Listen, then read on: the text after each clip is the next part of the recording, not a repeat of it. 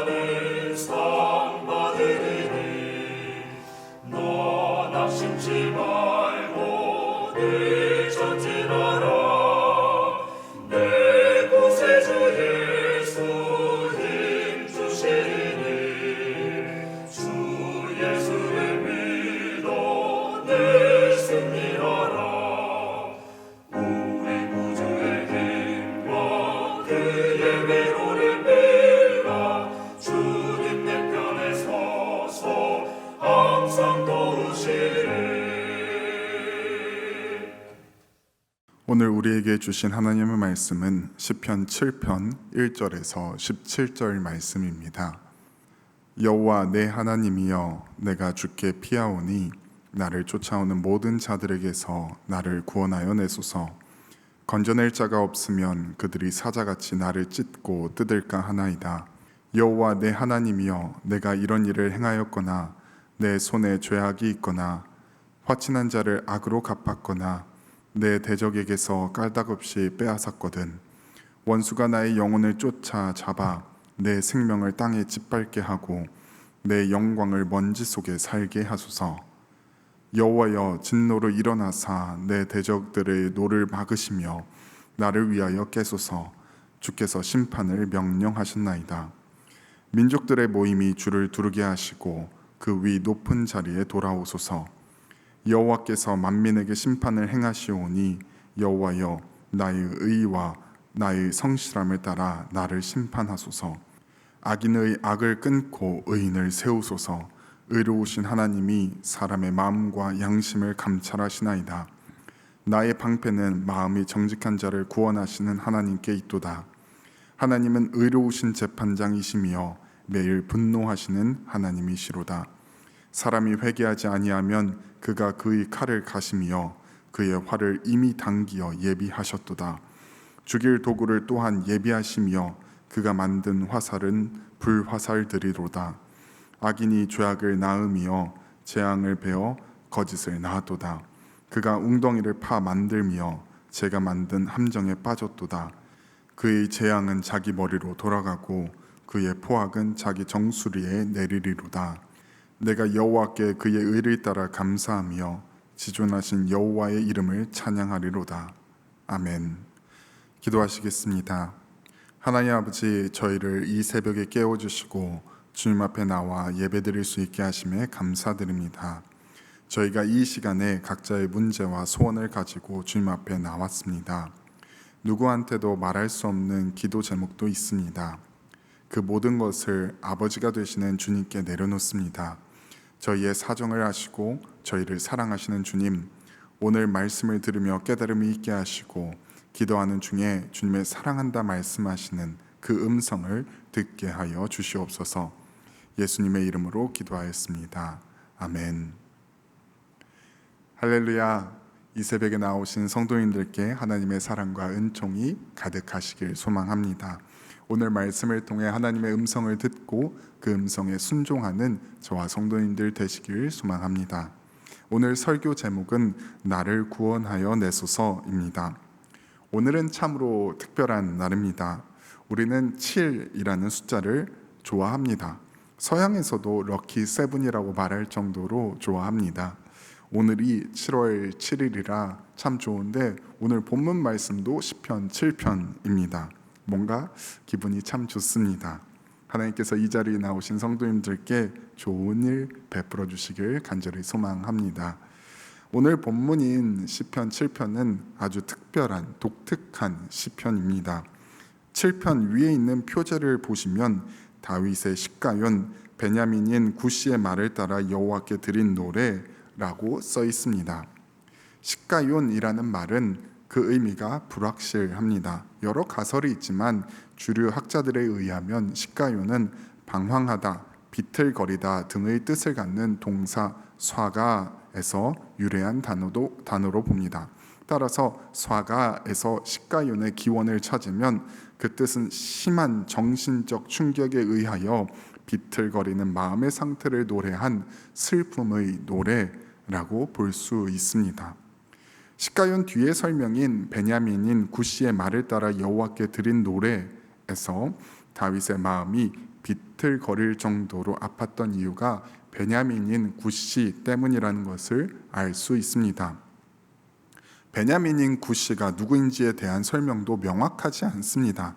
누군가는 사울 왕이 베냐민인이기 때문에 그가 구시였을 것이라고 말하기도 하고, 또 어떤 학자는 사울 왕의 측근이었던 베냐민 지파 중 어떤 사람이라고 설명하기도 합니다.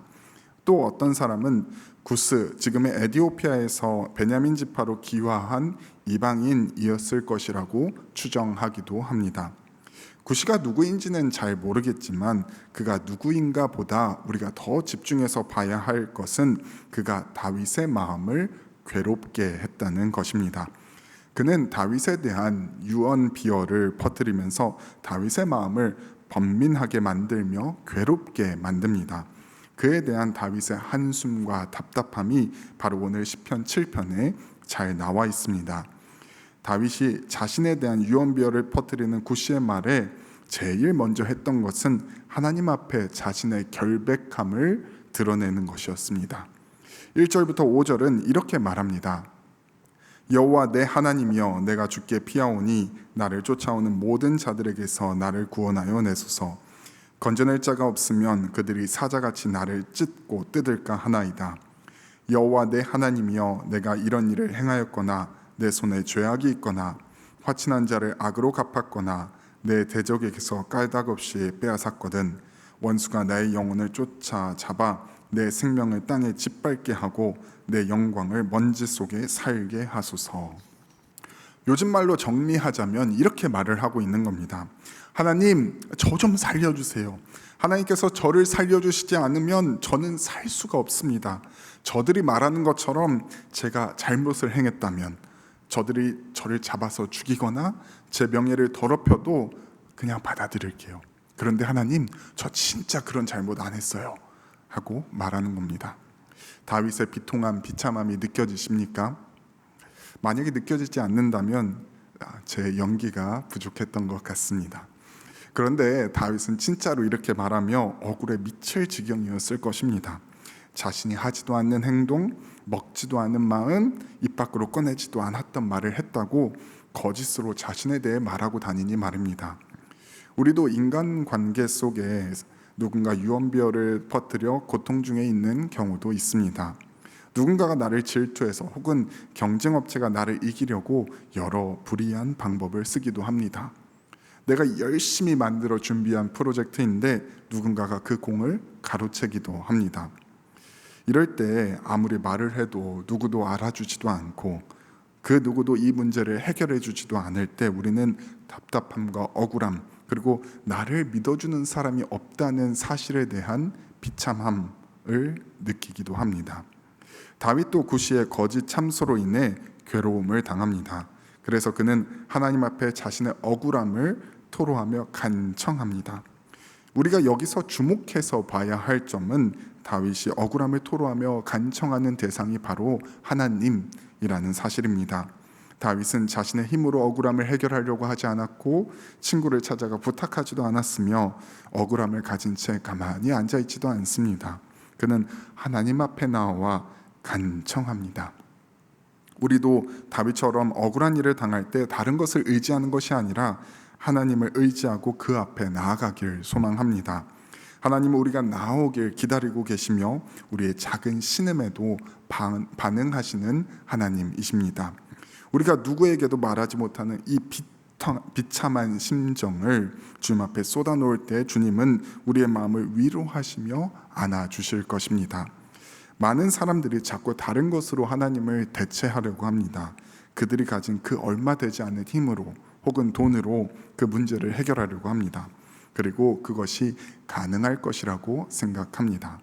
그렇게 여러 방법으로 하다 안 될 때에 비로소 하나님께 나아옵니다. 그런데 우리를 비참함에서 억울함에서 건져내실 분은 오직 하나님이심을 믿으시길 바랍니다. 다윗이 다른 것이 아니라 하나님을 의지할 수 있었던 것은 하나님이 어떤 분이신지 제대로 알았기 때문입니다. 다윗은 하나님을 온 세계를 다스리는 분이시며 사람의 마음까지도 감찰하시는 분이심을 고백합니다. 그러기에 빨리 하나님께서 자기를 괴롭게 하는 저 베냐민인 구시를 판결해 주시길 촉구합니다. 그런데 하나님은 여전히 침묵하십니다. 오늘 본문 6절에서 9절은 이렇게 말합니다. 여호와여 진노로 일어나사 내 대적들의 노를 막으시며 나를 위하여 깨소서. 주께서 심판을 명령하셨나이다. 민족들의 모임이 주를 두르게 하시고 그 위 높은 자리에 돌아오소서. 여호와께서 만민에게 심판을 행하시오니 여호와여 나의 의와 나의 성실함을 따라 나를 심판하소서. 악인의 악을 끊고 의인을 세우소서. 의로우신 하나님이 사람의 마음과 양심을 감찰하시나이다.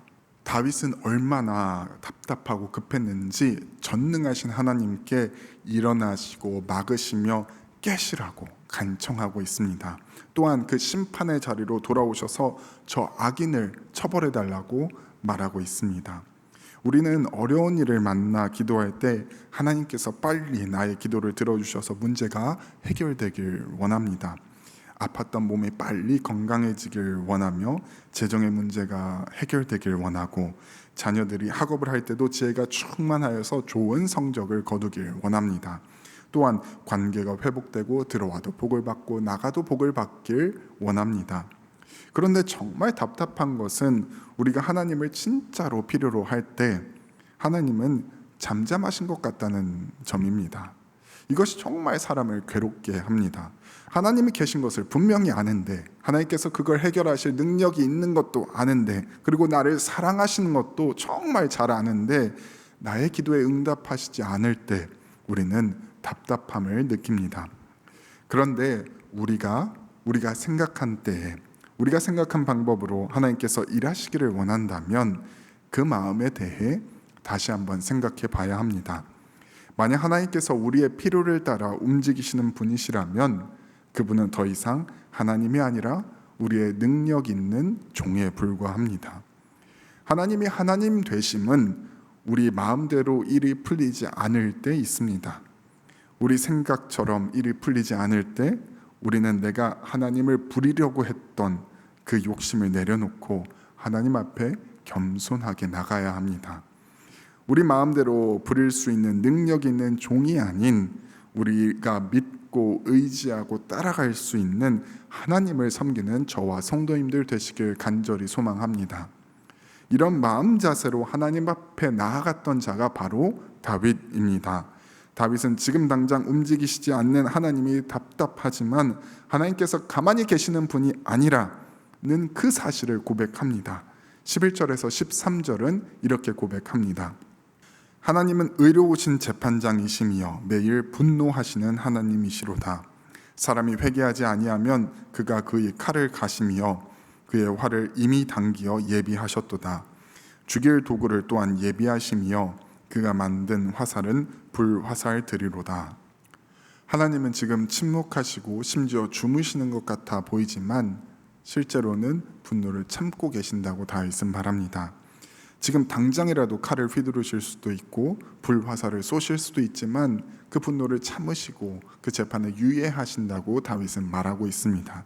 능력이 없는 하나님이 아니라 참으시는 하나님이라고 다윗은 말하고 있고, 그리고 그 하나님이 자신의 억울함을 해결해 주실 것이라고 다윗은 고백합니다. 우리도 우리의 기도에 응답이 없을 때 실망하며 하나님의 존재를 의심하지 않길 소망합니다. 하나님은 지금도 일하고 계시며 우리가 당하는 고통을 누구보다 더 아파하고 계십니다. 그럼에도 우리가 그 고통을 겪게 하시는 것은 아직 하나님의 때가 이르지 않았기 때문입니다. 지금 당장 문제가 해결될 것 같아 보이지 않을지라도 하나님께서는 지금도 일하고 계시는 것을 믿으며 하나님을 신뢰하는 것을 멈추지 않는 저와 성도님들 되시길 간절히 소망합니다. 다윗은 자신을 거짓 참소하는 악한 자가 그가 한 악한 행동을 인해 벌을 받을 것이라고 말합니다. 14절부터 16절은 이렇게 말합니다. 악인이 죄악을 낳으며 재앙을 베어 거짓을 낳았도다. 그가 웅덩이를 파 만들며 제가 만든 함정에 빠졌도다. 그의 재앙은 자기 머리로 돌아가고 그의 포악은 자기 정수리에 내리리로다. 다윗은 간절하게 악인에게 벌이 내리길 바라고 있습니다. 다윗은 그를 거짓으로 비방하려 구시가 만든 함정이 그에게 올무가 되어 그가 피해를 받을 것이라고 말합니다. 그가 한 악한 행동에 합당한 벌이 내리길 원하고 있습니다. 그런데 다윗은 자신이 그렇게 하겠다고 말하지 않습니다. 이것을 하나님께서 하시길 간구하고 있습니다. 로마서 12장 19절은 이렇게 말합니다.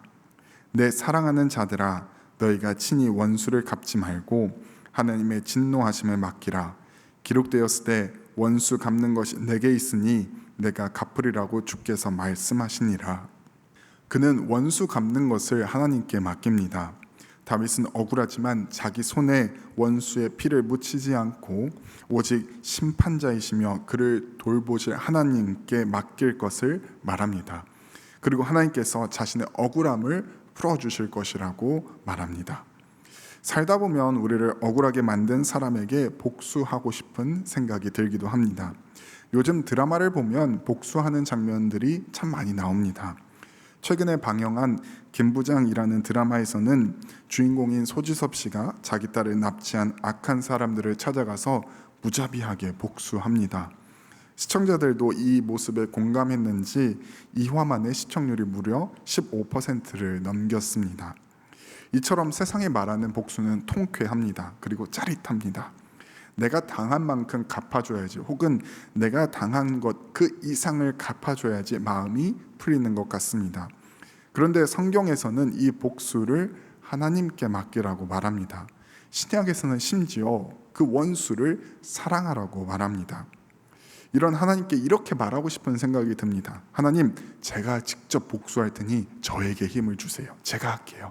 저 억울해서 안 돼요. 제가 해야 돼요.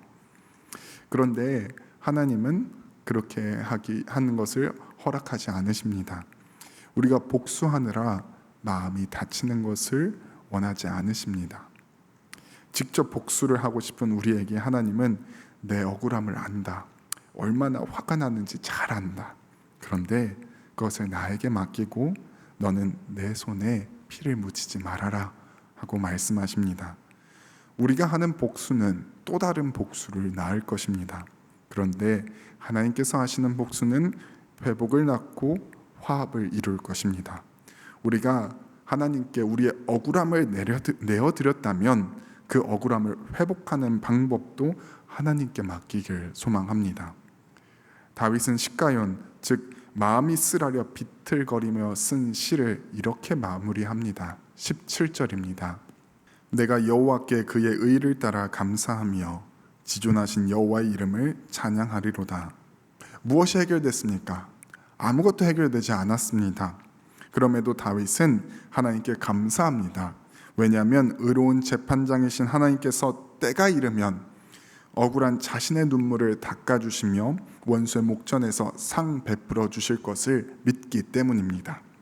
지금 당장은 아무것도 보이지 않아도 그 일을 행하실 하나님을 믿은 것입니다. 믿음의 사람들은 그런 것 같습니다. 지금 당장은 보이지 않는데 미래의 일을 보이는 것처럼 행동합니다. 지금 속이 답답해 힘든데 큰 일을 행하실 하나님을 보며 참습니다. 믿음의 조상이라고 부르는 아브라함이 그랬고, 이삭이 그랬으며, 야곱이 그랬고, 스데반이 그랬고, 또한 바울이 그랬습니다. 우리에게도 보이지 않는 것을 보는 믿음이 있길 소망합니다. 지금 현실은 가슴이 답답한 현실에 살고 있고 누구도 나의 결백을 알아주지 않을 때, 지금 받는 고통이 영원히 끝나지 않을 것 같아 보일 때 하나님을 보길 원합니다. 우리의 공의로운 재판장이 되셔서 우리의 억울함을 풀어주시고 그 거짓 참소에서 풀려나게 하시며 우리의 실추된 명예를 회복시키시고 우리의 삶을 다시 회복시키실 그 하나님을 바라보시며 오늘 하루를 살길 소망합니다. 우리 같이 주기도문 하시며 예배 마치겠습니다. 하늘에 계신 우리 아버지여, 이름이 거룩히 여김을 받으시오며 나라가 임하시오며 뜻이 하늘에서 이루어진 것 같이 땅에서도 이루어지이다. 오늘 우리에게 일용할 양식을 주시옵고 우리가 우리에게 죄 지은 자를 사하여 준 것 같이 우리 죄를 사하여 주시옵고 우리를 시험에 들게 하지 마시옵고 다만 악에서 구하시옵소서. 나라와 권세와 영광이 아버지께 영원히 있사옵나이다. 아멘.